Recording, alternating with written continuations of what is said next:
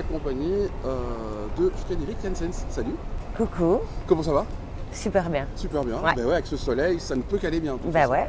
Alors, aujourd'hui, on est un peu dans un lieu un peu atypique parce qu'on est où exactement là? On est sur la place Sainte-Catherine, Ouais. chez Madame Moustache. Madame Moustache qui est une discothèque. aussi. De base, c'est un nightclub, effectivement. C'est un lieu culte aussi à Bruxelles. Et avec le Covid, ils avaient envie d'explorer un peu le lieu différemment plutôt que de faire que discothèque. Mhm. Voilà. Alors, pop-up ou pop-up ou comment on dit ça? Pop-up, Alors- pop-up, De base, on était parti sur le côté hop-hop-hop. hop-hop, d'accord. Voilà, le côté un peu où on s'entraîne, on fait quelque chose on crée de la diversité et forcément le jeu de mots hop-hop-hop et pop-up-up a suivi l'idée du pop-up en fait, étant donné qu'il n'y a plus personne qui a les moyens d'ouvrir un commerce aujourd'hui. Oui, bien sûr. Et qu'on a énormément d'exposants justement qui sont à leur compte mais qui n'ont pas les moyens financiers d'ouvrir une vitrine commerciale tout simplement parce qu'ils sont à petite échelle. On leur permet du coup un samedi par mois de venir exposer chez nous. Donc aujourd'hui, première édition. Non, troisième. Troisième. Et la seconde de la Summer Edition. Donc il y en a encore après. Ouais. Il y en aura donc encore 2 summers. On considère septembre comme summer encore. D'accord. Donc il y aura le 20 août et le 17 septembre. Ce sont les prochaines éditions encore. Donc tu n'es pas toute seule, tu as des collaborateurs. Non, je suis toute seule. Tu es toute seule. Alors, il faut quand même remercier le staff de Moustache qui est quand même fort présent quand on installe. Mais c'est moi qui gère tout. Moi qui gère tout. Donc la communication, le contact exposant, la pêche au moule aussi, il faut Ouais. aller les chercher les exposants. Et puis même la guidance sur place. Donc voilà. Et justement, on fait comment pour avoir toute cette énergie alors? Parce que bon, tu es aussi comédienne, c'est ça? Comédienne, danseuse fais de cabaret. Performeuse Enfin, bon, burlesque. Et je fais aussi j'ai ma propre enseigne qui passe en job yourself pour moi qui est Antidote. Antidote, voilà. Voilà, donc j'ai même mon petit stand. Je vends aussi mes vêtements ici, mais j'ai loué une vendeuse. D'accord, ok. Merci Sylvie. Donc voilà, comment on fait déjà je suis une femme. On sait faire beaucoup de choses en tant que femme. C'est vrai. Et de l'énergie à revendre, c'est moi, c'est Mimosette, c'est Frédéric, c'est fait. J'en ai plein, donc je le mets à profit Bien pour sûr. tout le monde. Alors, pour des petits conseils pour des gens qui justement voudraient s'habiller dans le vintage, qu'est-ce que tu leur donnerais comme conseil en fait, pour ceux qui veulent se lancer dans le vintage, qui veulent s'habiller dedans? Juste s'habiller ou vendre? S'habiller ou S'habiller. vendre par exemple aussi. Pour s'habiller, déjà il n'y a rien à faire, il faut les essayer. Donc forcément les marchés sont mis en place aussi pour ça. Vendre sur Vinted, c'est une possibilité, mais en général le vrai vintage, il y a un souci de taille. Donc on va dire que du 38 des années 40 ne sera jamais le même 38 que 2022. Donc les tailles sont beaucoup plus petites à l'époque parce que les femmes étaient plus menues. Donc les conseils, c'est vraiment d'aller chiner et d'aller les essayer ces vêtements. On prend combien de temps par exemple? Toi par exemple, tu prends combien de temps pour choisir des vêtements? Moi, Tu prends combien de temps? ça va dépendre déjà de la vitrine que je vois ou du stand que je vois. En général, ça marche au coup de cœur. Pour la plupart des gens, ça fonctionne comme ça. En général, on peut passer moi, je passe 5 heures max par mois.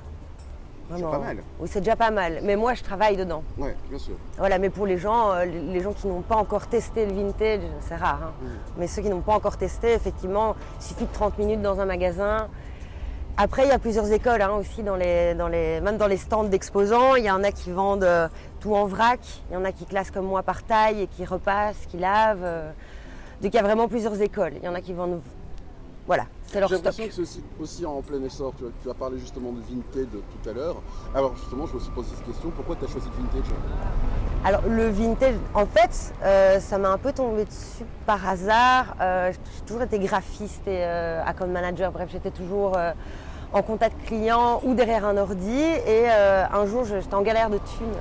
Donc je suis arrivée dans un magasin de seconde main dont je ne parlerai pas.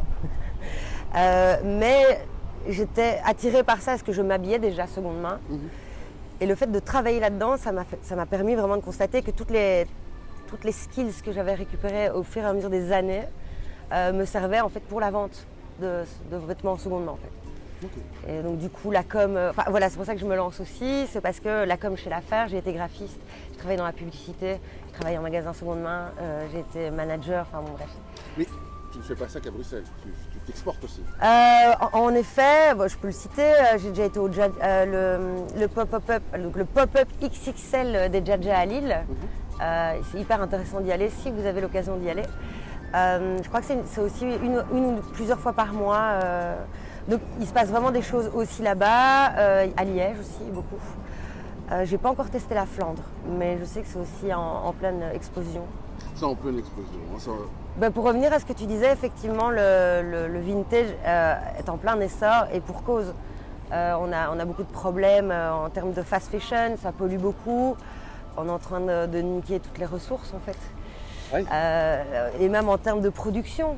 Donc en termes de production, il y a énormément de produits chimiques qui sont utilisés. Et en fait, tout le mouvement vintage se rend bien compte qu'il faut récupérer cette matière qui est jetée. Tout le monde finalement jette ses vêtements ou les donne à des causes, hein, c'est très très bien, mais même dans les trucs à cause, ces vêtements qui ne sont pas sélectionnés sont envoyés en Afrique, sont envoyés en Asie, et finalement les vêtements même d'Afrique reviennent. Et enfin bref, au niveau carbone... On peut réinventer aussi. Le truc c'est qu'il y a énormément de gens, par exemple ici comme Alice Gia,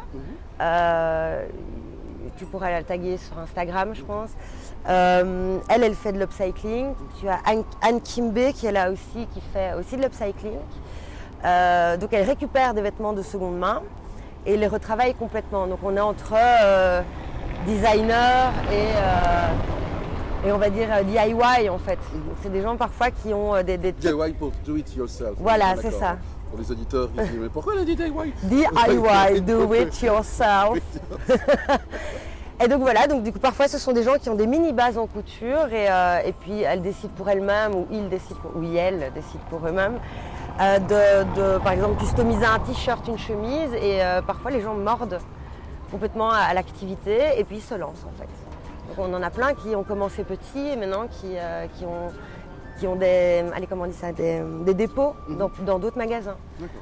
Donc l'air de rien, c'est des chouettes aventures. En fait, il suffit de discuter avec les gens dans les marchés et ils ont souvent des très très jolies histoires à raconter. Ça part souvent d'un manque de thunes au départ. Du coup, on reprend une pièce parce que ça nous saoule de l'avoir. Ça fait 10 ans qu'on la met. Et puis voilà. Donc aujourd'hui, ça a commencé à midi, bien ça? Ça commence à midi. Oui. Et ça dure jusqu'à quelle heure? Jusqu'à 20h. 20h. Pas d'extra, non? Non, parce que voilà, il faut quand même savoir que le Moustache aussi organise des soirées les samedis. Donc du coup, on fait un switch. Ouais. D'ailleurs, tous les samedis quand on expose ici, le soir même, il y a donc des soirées. Et je pense que c'est tout le temps la même soirée. Il faudra aller regarder l'affiche. Écoute, je te remercie Frédéric de m'avoir consacré ces quelques minutes. Comme je dis, je ne peux vous souhaiter qu'une seule chose, que des bonnes choses. Merci. Pop, pop, pop. Exactement. Je te remercie beaucoup. Je t'en prie, merci.